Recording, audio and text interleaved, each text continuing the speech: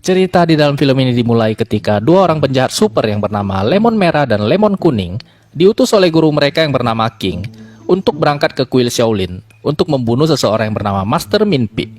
Jadi, singkat cerita, mendapatkan titah dari sang guru, berangkatlah mereka menuju kuil Shaolin untuk menjalankan misinya itu. Sementara itu di atas gunung, di sebuah kuil Shaolin, hiduplah dengan damai sepasang kakak beradik yang bernama Xiaolong dan Boboho bersama dengan paman guru dan kakek gurunya. Seperti hari-hari biasanya, aktivitas di pagi hari di kuil Shaolin dimulai dengan menggosok gigi dan lalu mencukuri rambut di kepala mereka hingga botak dan plontos. Dan setelah itu, aktivitas kemudian dilanjutkan dengan latihan-latihan kungfu yang sakti dan ekstrim, di mana tampak Boboho sedang berlatih ilmu kepala besi dengan dibantu oleh paman guru yang menumbuk-numbukkan kepalanya ke sebuah lonceng raksasa. Sementara itu, Xiaolong yang kecil-kecil cabai rawit juga tampak sedang berlatih serius dalam menyempurnakan jurus dan ilmu toya saktinya. Begitulah aktivitas dan kegiatan mereka sehari-hari di kuil Shaolin yang berada di atas gunung yang damai dan jauh dari keramaian kota. Walaupun pada masa ketika itu belum ada Facebook, Instagram, dan sosial media lainnya, apalagi HP Android, namun kehidupan mereka yang sederhana itu sangat senang dan bahagia. Satu-satunya hiburan yang mereka miliki adalah kontes menangkap lalat yang berterbangan ke sana kemari ketika mereka sedang makan. Mereka akan menunjukkan kesaktiannya masing-masing dalam menangkap lalat. Namun seringkali mereka semua selalu kalah dengan Boboho yang sekali bom, semua lalat langsung berjatuhan dan mati seketika. Setiap beberapa lama sekali, paman guru akan mengajak Xiaolong dan Boboho untuk turun dari gunung dan mencari sumbangan untuk kuil Shaolin. Hehehe. Namun sebagian besar sumbangan yang mereka dapatkan akan mereka gunakan untuk makan sekenyang-kenyangnya sebelum mereka pulang kembali ke kuil Shaolin.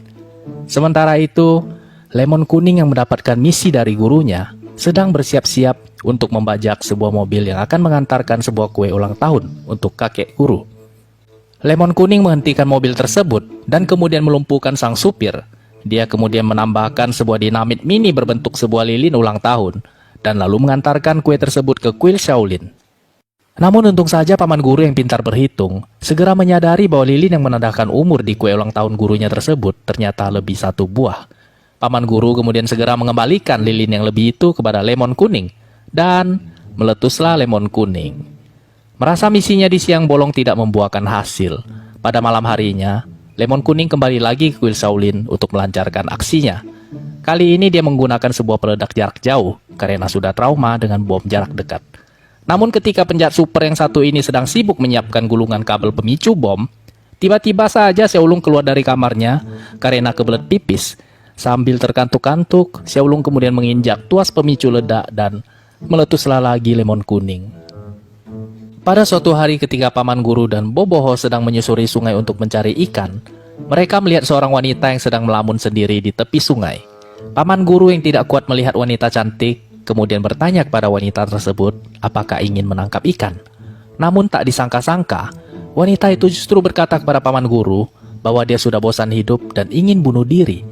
Mendapatkan jawaban yang mengkagetkan seperti itu, paman guru kemudian membawa wanita tersebut ke kuil Shaolin untuk bertemu dengan kakek guru. Setelah sampai di kuil Shaolin, diketahui bahwa nama wanita tersebut adalah Xiu Hung. Xiu Hung kemudian menceritakan kepada kakek guru bahwa dia sangat miskin dan naas. Pada saat usianya 3 tahun, dia dijual oleh orang tuanya dan kemudian diadopsi oleh seorang ayah yang sangat biadab. Ketika dia berumur 7 tahun, dia diperkosa oleh ayah angkatnya tersebut. Dan pada saat usianya 12 tahun, dia dijual oleh ayahnya untuk menikah dengan seorang pria. Pada saat usianya 15 tahun, suaminya meninggal. Dan setelah suaminya meninggal, ayahnya kemudian membawanya pulang untuk dijual ke rumah bordir. Mendengar kisah sedih yang diceritakan oleh Xiu Hung, kakek guru kemudian dengan setengah tertawa tetapi juga menangis, lalu berkata kepadanya bahwa walaupun Xiu Hung sangat sial, namun dia tidak boleh tinggal di kuil Shaolin karena dapat melanggar aturan. Mendengar dirinya ditolak, sambil menangis Xiu Hung kemudian berlari meninggalkan ruangan. Namun untung saja ada paman guru yang lalu merengek-rengek kepada gurunya supaya memperbolehkan Xiu Hung untuk tinggal sementara di kuil mereka. Tak kuasa melihat murid kesayangannya merengek-rengek, kakek guru kemudian memperbolehkan Xiu Hung untuk tinggal selama 1 minggu di kuil Shaolin. Ibarat pucuk dicinta, ulam pun tiba. Hidup Paman Guru semenjak hari itu pun tiba-tiba saja menjadi indah dan berseri-seri. Tenggelam dalam lautan mabuk asmara, Paman Guru pun semakin hari semakin tergila-gila kepada Siu Hung. Setiap hari dia selalu mengantarkan makanan untuk Siu Hung dan tak lupa pula menyertakan sekuntum mawar merah. Paman Guru bahkan menyanyikan lagu Hausiang untuknya. Hingga pada suatu malam, ketika sedang duduk berdua, tiba-tiba saja Siu Hung bertanya tentang sesuatu yang tidak wajar. Siu Hung memancing Paman Guru untuk berbicara tentang Master Min Pi. Karena tidak menaruh curiga sama sekali, Paman Guru kemudian menceritakan kepada Siu Hung semua yang dia tahu tentang Master Min Pi, beserta di mana letak tempat persembunyiannya selama ini. Siu Hung juga bercerita kepada Paman Guru bahwa seandainya saja dia mempunyai $100.000, maka ayah angkatnya pasti akan membebaskannya. Mendengar cerita Siu Hung tersebut, Paman Guru tiba-tiba saja termotivasi untuk mencarikan Siu Hung uang sejumlah $100.000. Untuk mendapatkan uang sejumlah $100.000, Paman Guru kemudian mendaftarkan dirinya sebagai stuntman yang siap dihajar sampai babak belur di setiap aksinya. Dari terjatuh dari atas gedung berlantai 20, terlempar dan terguling-guling di dalam sebuah mobil yang sedang terbang, hingga berlari-lari di dalam kostum yang sedang terbakar. Itu semua dilakukan olehnya demi mengumpulkan uang sejumlah $100.000 dan tentu saja demi cintanya kepada Siu Hung. Sementara itu di sebuah ruangan rahasia yang berada di bawah kuil Shaolin, tampak Siu Hung sedang beraksi untuk membunuh Master Min Pi. Namun niat busuknya ini ternyata sudah terbaca duluan oleh kakek guru yang dari awal memang tidak pernah termakan oleh air mata buayanya.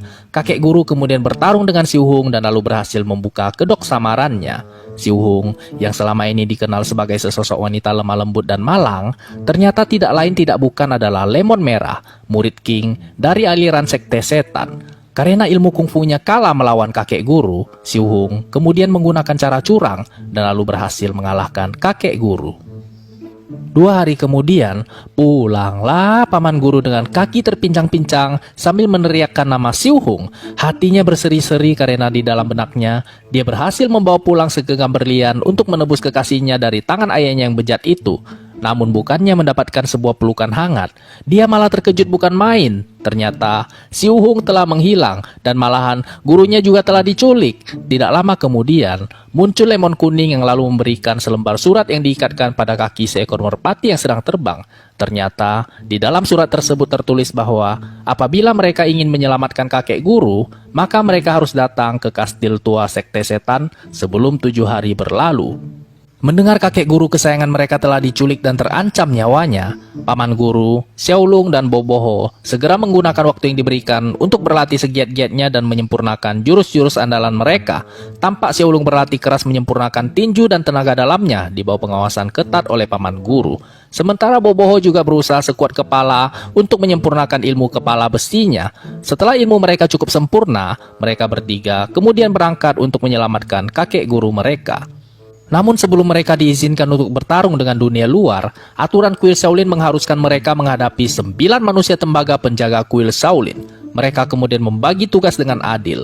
Xiaolong akan bertarung menghadapi 9 manusia tembaga, sementara Paman Guru dan Boboho akan menonton dan memberikan semangat kepada Xiaolong.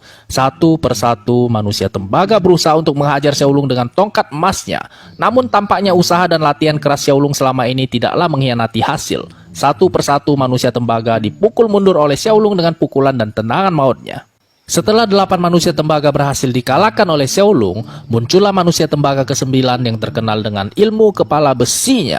Ternyata, kerasnya kepala manusia tembaga yang satu ini bukanlah sekedar isapan jempol belaka. Tidak kehabisan akal, Xiaolong kemudian mengambil sebongkah batu dan lalu menghajar kepala si manusia tembaga hingga dia terampun-ampun. Setelah berhasil mengalahkan 9 manusia tembaga, berangkatlah Paman Guru, Xiaolong, dan Boboho menuju kastil tua aliran sekte setan untuk menyelamatkan kakek guru mereka. Ketika mereka bertiga berjalan memasuki kastil, mereka melihat kakek guru mereka sedang diikat di sebuah kursi listrik. Xiaolong dan Boboho segera menghampiri sang kakek guru dan berniat untuk membebaskannya. Namun tiba-tiba saja muncul 4 orang kakak-kakak setengah cantik berbadan bongsor seperti King Kong yang langsung melompat ke arah Xiaolong dan lalu mengeroyokinya. Melihat Xiaolong dikeroyok, paman guru segera maju dan bermaksud untuk membantunya. Namun tiba-tiba saja dia dihadang oleh lemon kuning dan lemon merah yang juga ikut-ikutan meloncat ke arahnya. Paman guru kemudian bertarung habis-habisan melawan lemon kuning, sementara Xiaolong tampak cukup kewalahan karena harus bertarung melawan 4 orang sekaligus. Baik paman guru maupun lemon kuning sama-sama melayangkan bogemnya tanpa ampun dan berusaha untuk saling mengalahkan. Setelah hampir sama-sama kehabisan tenaga, paman guru akhirnya berhasil mengalahkan lemon kuning. Sementara itu, Xiaolong yang sedang berkelahi tampak sedang kewalahan dan terlempar ke sana kemari karena dikeroyok oleh 4 orang kakak-kakak jadi-jadian.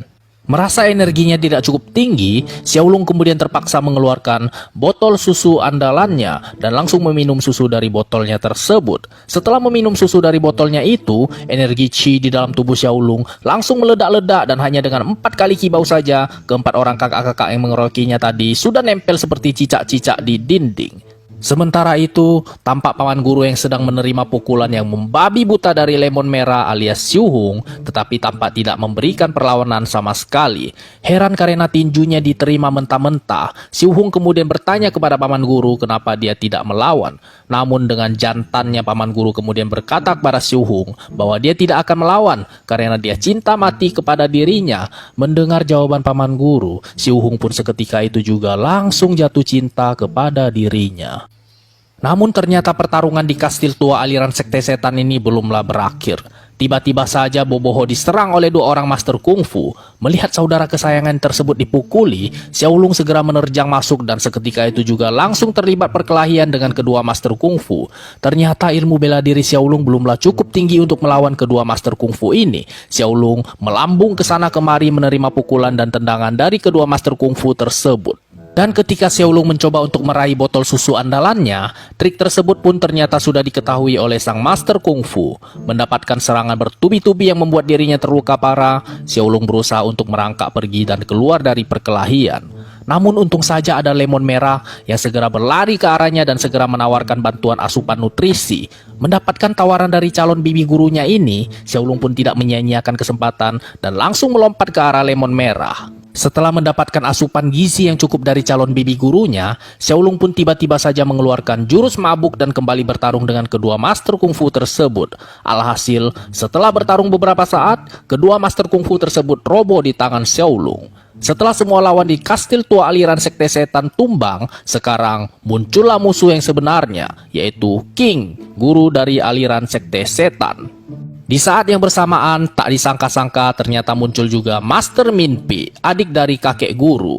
Master Minpi segera menyerang King dan langsung terlibat pertarungan habis-habisan dengannya. King dan Master Minpi ternyata adalah 2 orang musuh bebuyutan yang telah saling menaruh dendam sejak dari zaman dahulu kala.